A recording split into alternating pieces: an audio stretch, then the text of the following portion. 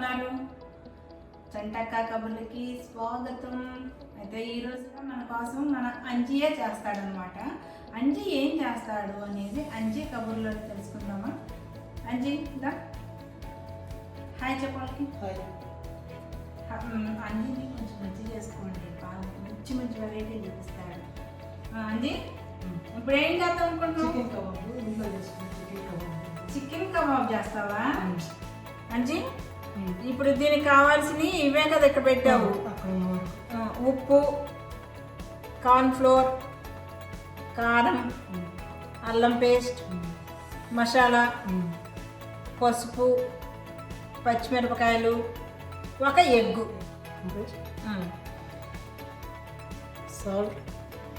Salt అంతేను మనం ఈ మొక్కలకు సరిపోయేంత. కారం,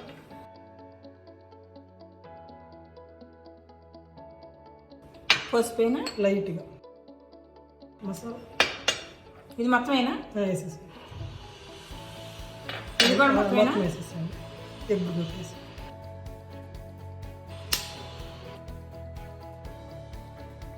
ఇది ఇప్పుడు కలిపేస్తాను.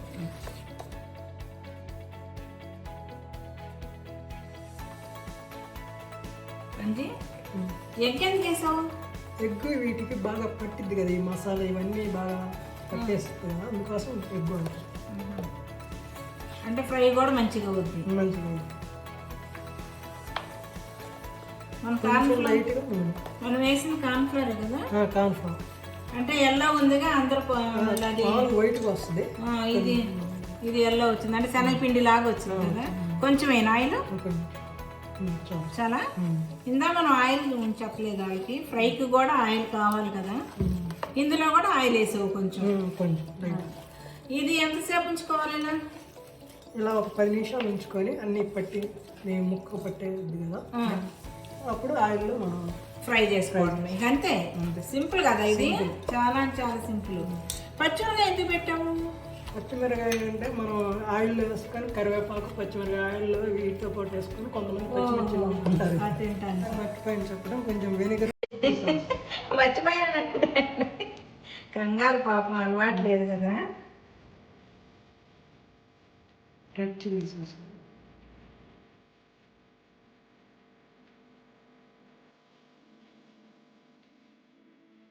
అయితే ఇప్పుడు ఒక 10 నిమిషాలు వెయిట్ చేద్దామా? వెయిట్ చేద్దాం. అది వేడెక్కిందా? అంటే పకోడీ వేసుకున్నట్టు అయిపోయినా.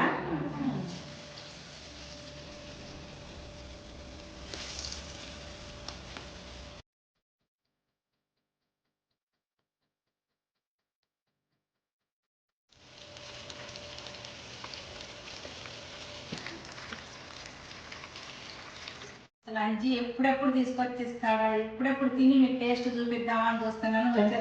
టేస్ట్ చేసి చూడండి. Chicken kebab. చికెన్ కబాబ్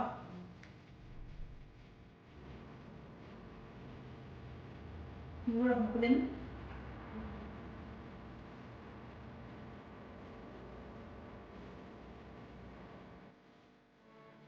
చాలా అంటే చాలా బాగుందండి. అయితే ఇది ఎక్కువ ఫస్ట్ పైన తగులుతుంది, అదొక టేస్ట్ ఉంది, లోన్ ఇంకో టేస్ట్ ఉంది. ఉప్పు కూడా చాలా బాగుంది అనమాట. కారం ఇంకా కొంచెం కారం వేస్తే ఇంకా బాగుండేదండి కదా, కొంచెం కారం కదా, ఇంకొంచెం మీకు కావాలంటే కారం వేసుకోండి, ఇంకా బాగుంది. అంటే ఇది ఎక్కువ ఉండటం వల్ల కారం కొంచెం తగ్గినట్టు అనిపిస్తుంది, కానీ చాలా అంటే చాలా బాగుంది. మీతో మాట్లాడి తిన్నాం అంజీ. అసలు మా కోసం ఇంత టేస్టీగా చేసి పెట్టినందుకు మాత్రం నీకు ధన్యవాదాలు. ఫస్ట్ గిఫ్ట్ అంటండి, గిఫ్ట్. అసలు నువ్వు చంటక్క కబుర్లా కనపడటమే పెద్ద గిఫ్ట్ నీకు, ఇంకా అంతకంటే ఇంకేం కావాలి? సరే అయితే నీకు గిఫ్ట్ నేను ఏదో ఒకటి ఇస్తానులే, ఎప్పటికైనా కూడా ఇస్తాను. ఎప్పుడో నువ్వు పెళ్లి చేసుకుంటావు చూడు, అప్పుడు ఇస్తాను, మంచిది. మరైతే ఇప్పుడు ఇంతటితో మనం ఈ కబుర్లు చాలించి ఈసారి ఏం వంట చేస్తాం, మళ్ళీ అంజితో ఇంకో వంట చేయించుతానండి ఏదో. అప్పటి వరకు టాటా.